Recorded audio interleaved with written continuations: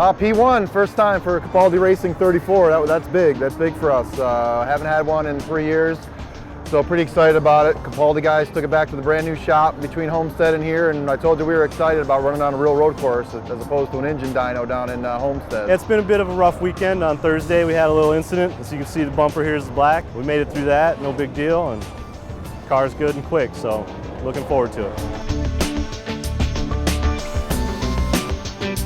We had the front row, and I thought, well, you know, that's pretty nice, and made the mistake of not going out with 5 minutes to go. Cody did that, and I think the traction dried out and got a little better. I honestly think I could have and should have had it, but the times don't back that up, but ought to make for a heck of a race.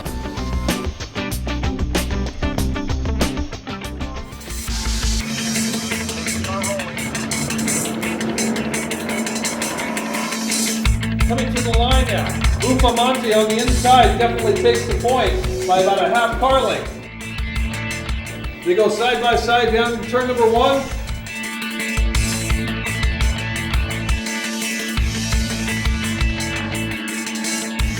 George Winkler, the driver of the 12 car. This is his home track, not necessarily very happy with his qualifying position.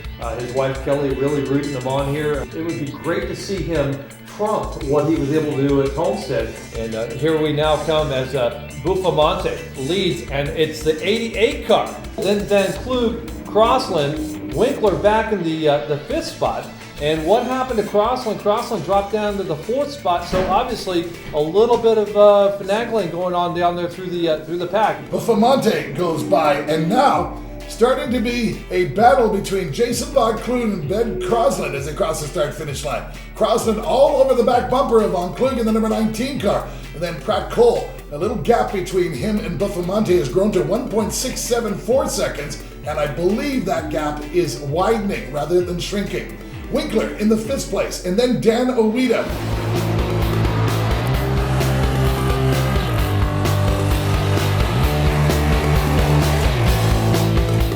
Full course yellow, and this is all owing to an incident in turn number 10 involving George Winkler. It's going to be a huge disappointment for him and his group. That's going to close the gap naturally, Dan Lacey, in between these 4 front runners and give Pratt Cole another shot at Bufamonte. Lights out on the pace car. They're on the front straightaway for a rolling single file start. And Tony Bufamonte will lead them. Pratt Cole on the power and loud as they go down into turn number 1.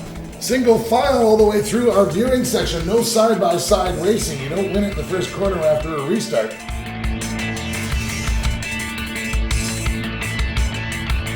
Bufamonte has done it again. The gap back to Pratt Cole is just under 1 second and growing.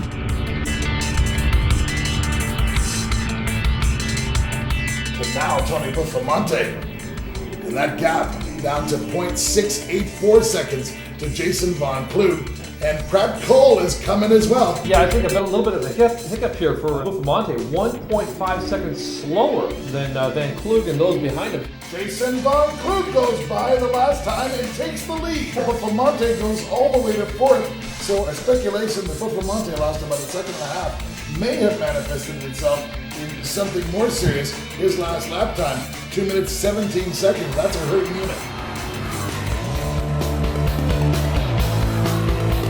Checkered flag flies at the start-finish line. It's Jason Von Klug, Pratt Cole, and Ben Crossland. Tony Bufamonte was able to preserve 4th. That is the main story. Everybody's going to want to know exactly what happened to Tony Bufamonte.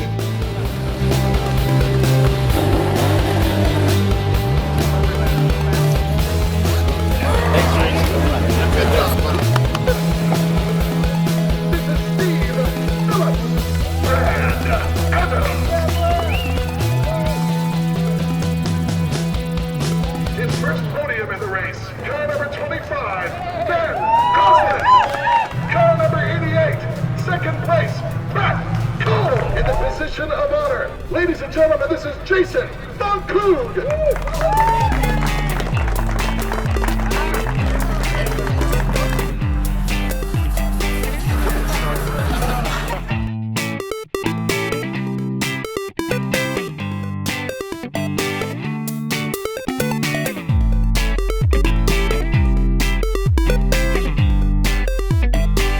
have to say great things for Stita and Varsity Ford and Green Filters for making this happen for me. I really appreciate it, and my crew just worked awfully hard to get me up to the front today.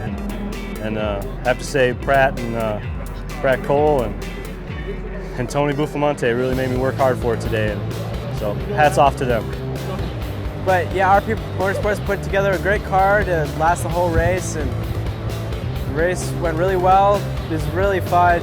A lot of defensive driving, but you know, everybody was really smooth, and it was an awesome race.